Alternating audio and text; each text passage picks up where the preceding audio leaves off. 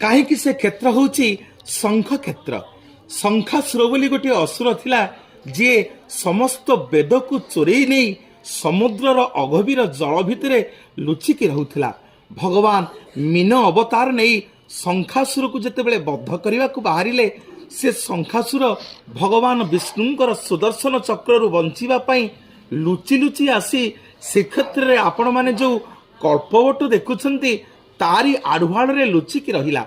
ଭଗବାନ ଆସି ଦେଖିଲେ କଳ୍ପବଟର ଛତ୍ର ଛାୟା ତଳେ ଶଙ୍ଖାସୁର ଲୁଚିଛି।